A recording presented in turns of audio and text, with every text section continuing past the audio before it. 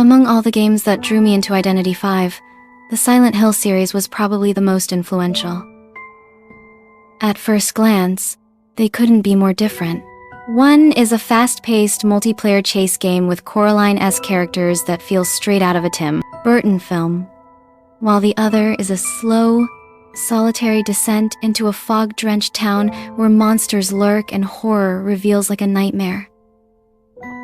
But the deeper you dive into both, the more you realize they're not so different after all. Behind the mysterious, elitist manor and the haunted streets of Silent Hill, a shared theme pulses through: sorrow, trauma, memory, and the quiet agony of never truly being able to move on.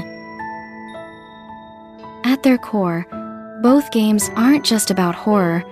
They're about pain twisted into punishment, forgiveness buried beneath delusion, and the monsters we carry within ourselves. What makes me love both games isn't just the gameplay, but the way they treat horror.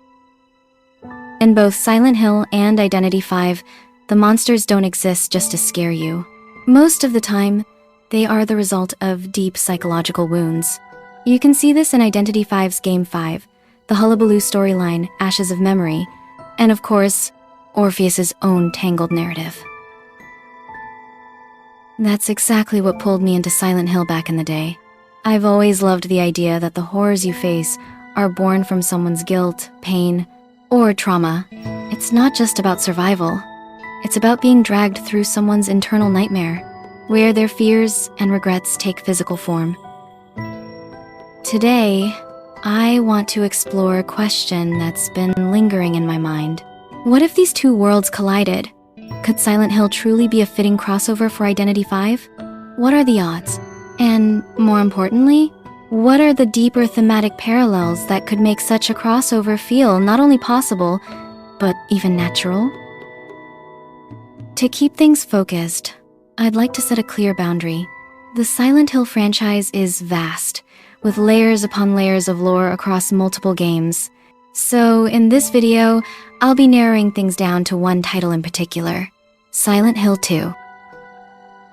Among fans, it's widely regarded as the most emotionally complex and iconic entry in the series, and also the one that, in many ways, aligns most closely with the psychological themes present in Identity V.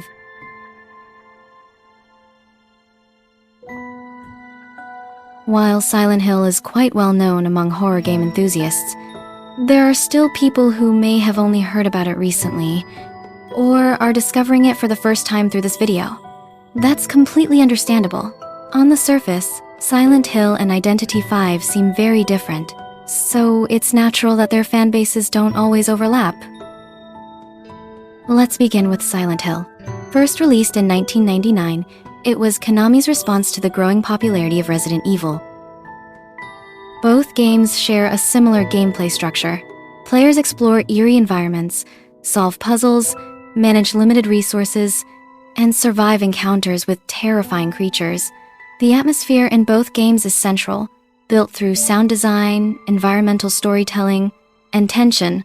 But despite these similarities, the tone and approach of the two series are very different. In the original Resident Evil, players face off against zombies, mutated animals, and other results of scientific experiments. The protagonists are usually trained professionals, police officers or ex-military, equipped with firearms and capable of fighting back. The game leans more toward action horror, with moments of intensity and combat woven into its survival mechanics. Silent Hill, in contrast, presents horror from a much more personal and psychological perspective. The protagonists in most of games are, usually, an ordinary civilian with no combat training. As a result, they must rely on basic tools like steel pipes or kitchen knives to defend themselves. This vulnerability adds to the tension and creates a more intimate sense of fear. But the biggest difference lies in tone and theme. While Resident Evil's horror comes from external threats, like creatures created through science and human interference, Silent Hill's horror stems from within. The monsters and environments in Silent Hill are often shaped by the character's inner psyche, representing guilt, trauma, fear, or suppressed emotions. It's this psychological depth that sets Silent Hill apart and gives it a unique identity in the horror genre. This is where the connection to Identity 5 becomes more apparent.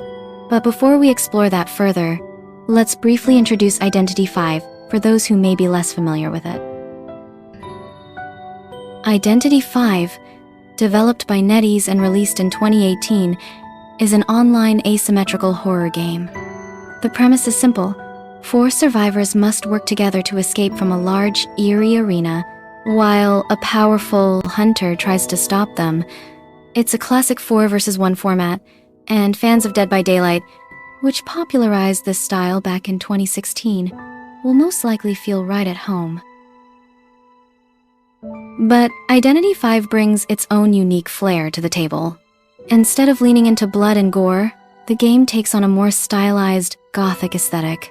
Characters look like creepy little dolls, with Coraline-style button eyes and Victorian-era fashion. The whole thing has a whimsical, Tim Burton-esque vibe. In fact, the game is so focused on character customization and fashion that some fans lovingly joke it's more of a dress-up game than a horror game. Still, that's just the surface, and if you only look at the surface, Silent Hill and Identity 5 seem like they belong in completely different universes. Gameplay-wise, they don't have much in common, but when you dig into the lore of Identity 5, the similarities start to appear. Just like Silent Hill, Identity 5 deals with psychological horror, themes of trauma, guilt, anger, regret, despair, and the emotional baggage that shapes its characters and their fates.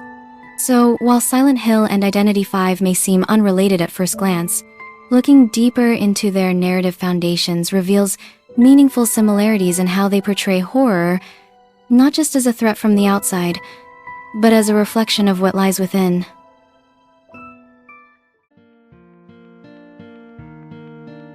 Identity 5 often portrays horror not merely as physical danger, but as something deeply rooted in emotions, regrets, and personal suffering, a concept strikingly similar to the way horror is presented in Silent Hill.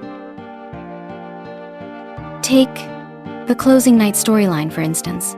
This is where the hunter Smiley Face appears, chasing Margaretha Zell. It's clear that Smiley Face isn't just a physical presence in this story. Instead, he exists as a manifestation of Margaretha's guilt, regret, and trauma. While his appearance may have been intensified by drugs unknowingly administered to her, the root of it all is psychological. He is a creation born from the turmoil within Margaretha's own mind. A similar dynamic can be found in Orpheus's storyline, especially with the hunter Nightmare, who represents Orpheus's darker alter ego. This creature doesn't simply exist as a standalone villain. It embodies Orpheus's regret, anger, and guilt, particularly his failure to prevent the tragedy at Elitis Manor. The Time of Reunion storyline further supports this interpretation, stating that a darker part of Orpheus began to take form within himself.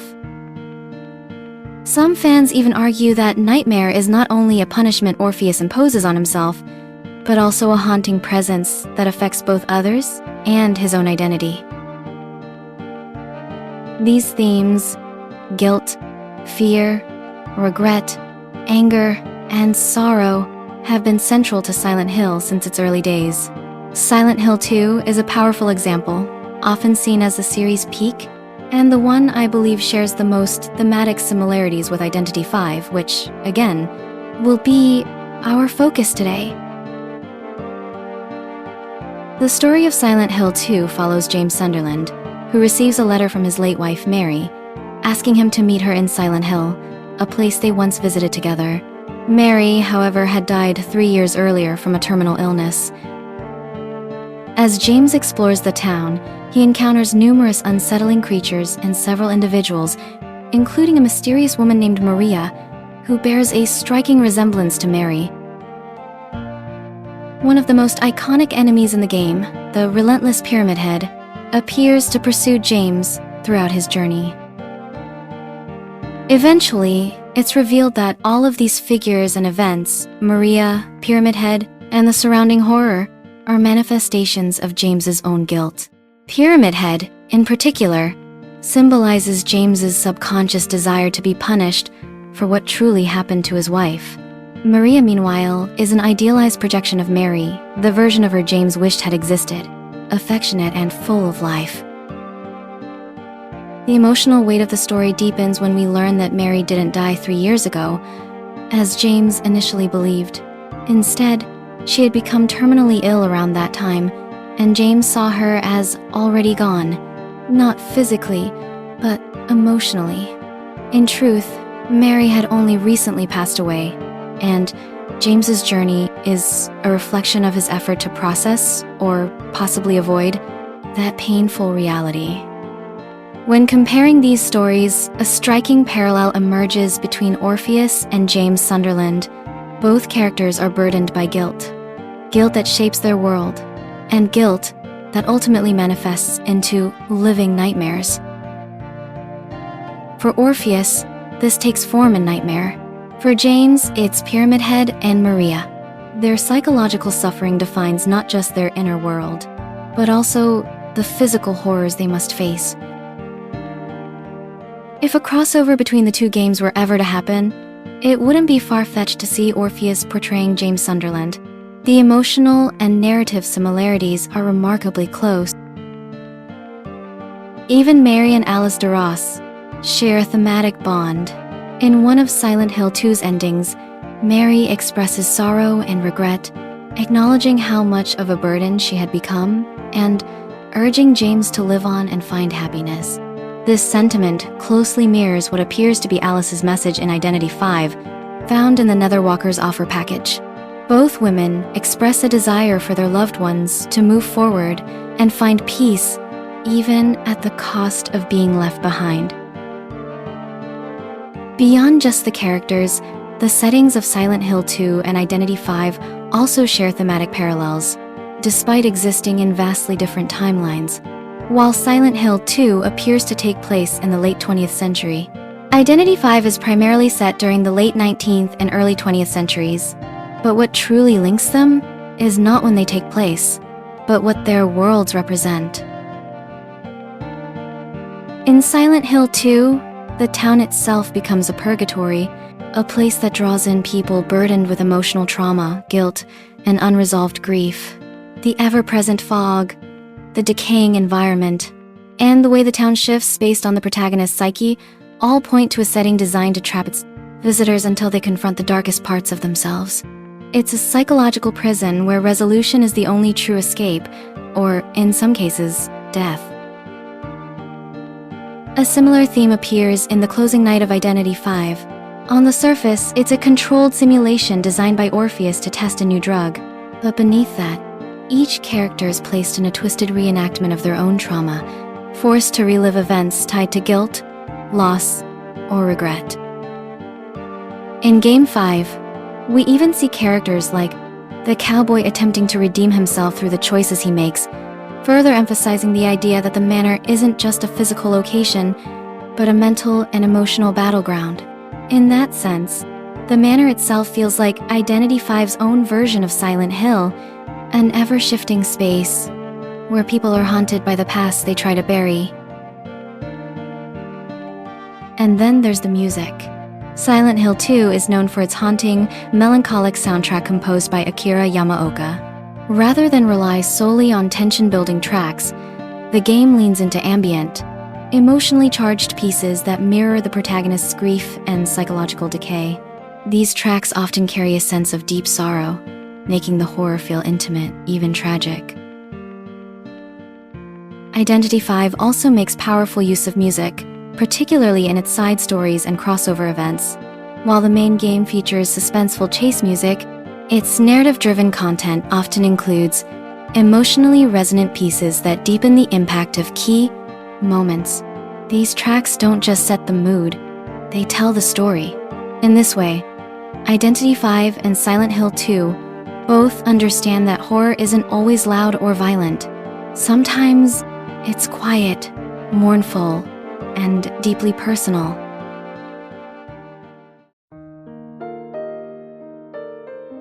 Now that we've explored the deeper similarities between Silent Hill 2 and Identity 5, let's imagine what a crossover might actually look like.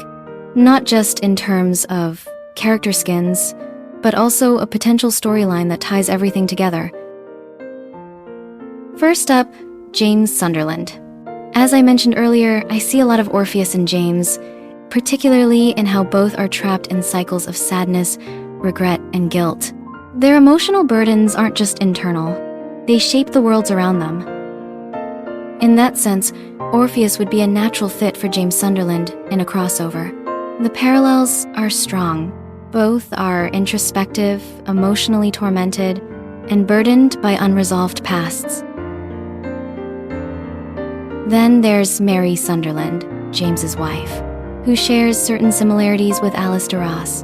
In one of the endings of Silent Hill 2, Mary tells James that he's suffered enough and encourages him to stop blaming himself, to move on and live a happier life.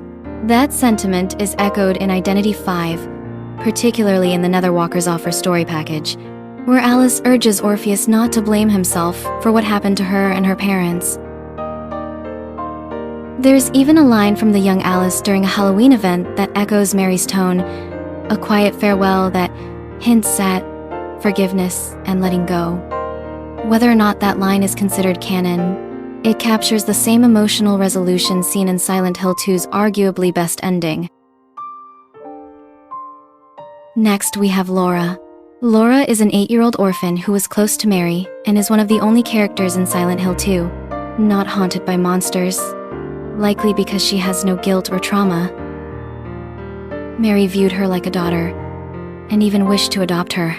This dynamic mirrors the little girl from Identity 5, who appears in Orpheus's mind during the Time of Reunion storyline, where he imagines himself married to Alice with little girl as the daughter of their own.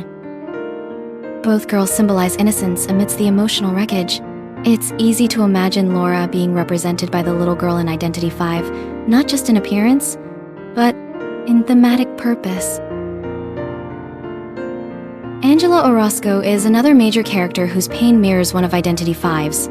She arrives in Silent Hill, burdened by the trauma of abuse from her father and brother, with a mother who remained indifferent. Her discomfort around men and her search for peace amidst her suffering is deeply tragic. This reminds me of Anne Lester, who similarly suffers emotional and physical abuse at the hands of her father. Though their stories differ, both characters are deeply shaped by trauma rooted in family affairs.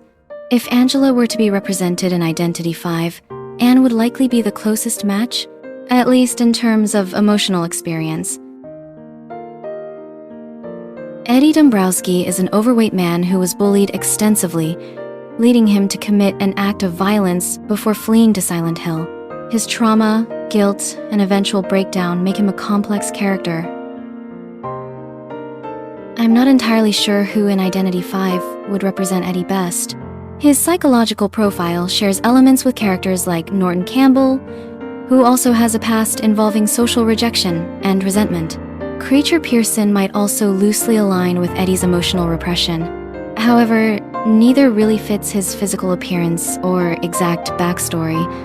If you, the audience, have any ideas for who Eddie could be in a crossover, I'd love to hear your take. And finally, we have Pyramid Head, one of the most iconic figures in Silent Hill history. Pyramid Head is more than just a monster. He's the embodiment of James's guilt and desire for punishment. He relentlessly chases James, serving as both executioner and metaphor. In Identity 5, the character who most closely fits this role, at least in terms of appearance, is Percy. Both wielded a giant sword to pursue their prey. As for the story, if we were to imagine a narrative crossover, I think it could start with Orpheus mysteriously finding himself in Silent Hill with only fragments of his memories intact. From there, the story would explore a surreal, shifting environment that mirrors his inner turmoil. Each familiar figure he encounters could take on forms that reflect his own guilt and fears. It would be less about solving a mystery and more about surviving a psychological collapse much like James's journey in Silent Hill 2. Since Identity V's lore is still unfolding, it's hard to lock in a specific direction. But the foundation is there. In my own take, a narrative crossover like this wouldn't feel out of place. Both games explore the horrors of memory, guilt, and emotional repression. And a Silent Hill 2 crossover could be a powerful way to expand on those themes within the Identity V universe. Over time, Identity V has collaborated with many iconic franchises, Persona 5, Fatal Frame, and more. So, who's to say Silent Hill 2 couldn't be next? Honestly, I'd love to see that happen. These two games have always been close to my heart, both with stories that dig deep and leave something behind. After all, Elitist Manor and Silent Hill aren't just places you wander into. They're places that call you, through regret, through memory, through the ghosts of a past you try to bury. In Identity V, you're forced to relive your worst moments in a Manor game. And in Silent Hill, you walk straight into your personal hell, confronting your sins not for glory, but for closure. Both worlds make you face what you don't want to remember. Both demand that you look inward, whether you're ready or not. In the end, maybe Silent Hill and Elitist Manor aren't so different. Maybe they're just two reflections of the same broken mirror. Let me know your thoughts in the comments, and feel free to add any context I might have missed. Also, this is actually my first time diving into Silent Hill content.